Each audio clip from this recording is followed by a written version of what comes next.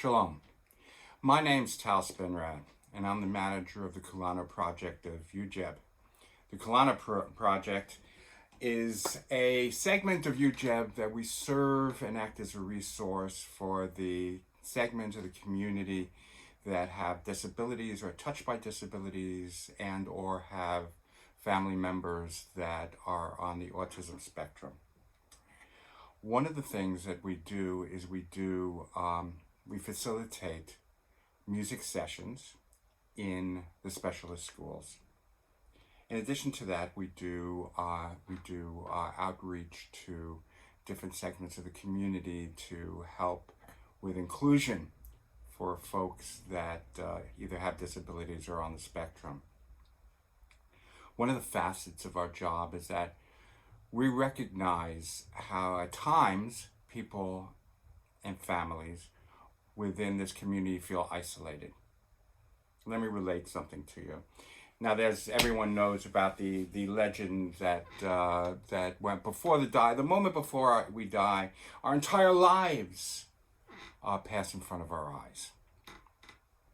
That may be something to look forward to in terms of a rerun or not.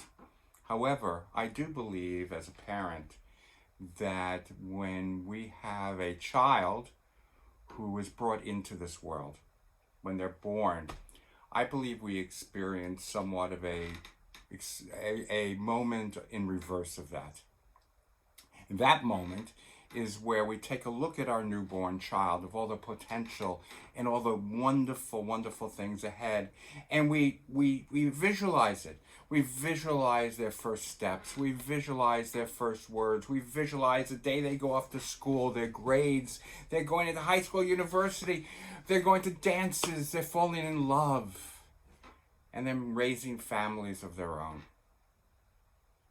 I believe that we do that. I certainly did. But for a great many in our community, after our child is born and we have that moment,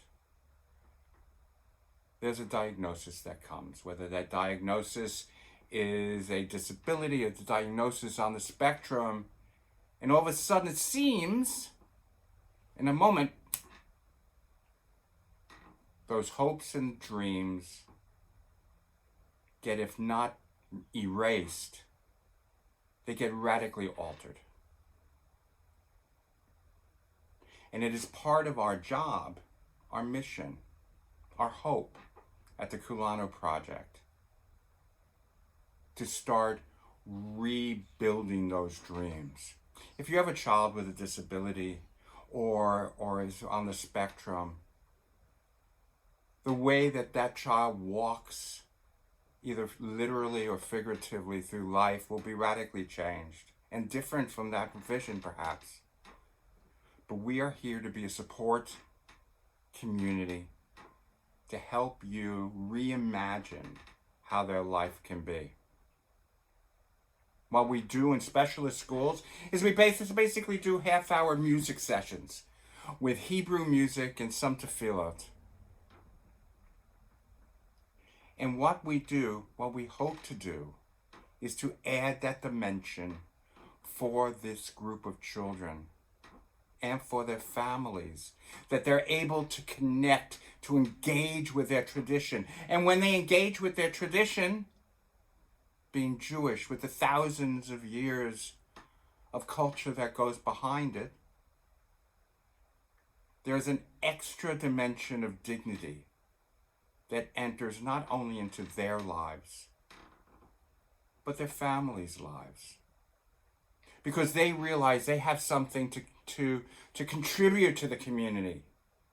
That they're not only the recipients of this wonderful support and all these resources, but they can give back. And each one of them do. We make sure of that.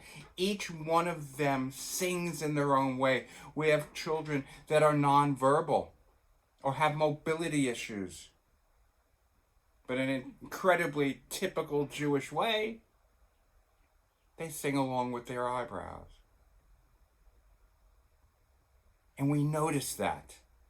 Because the thing, if nothing else, we specialize in at the Kulanu Project is the ability to really see the human people in front of us.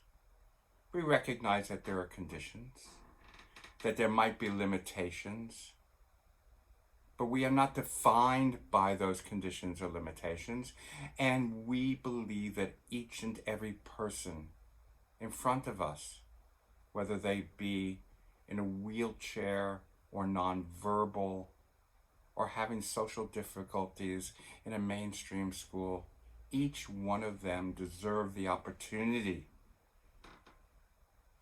to receive that respect and that dignity that comes from contributing to the community.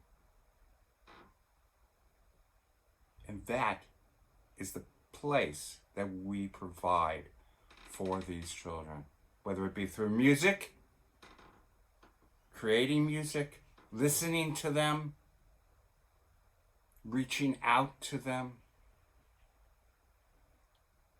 That's what we do on an everyday basis.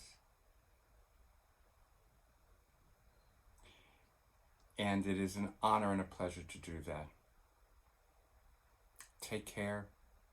Shalom.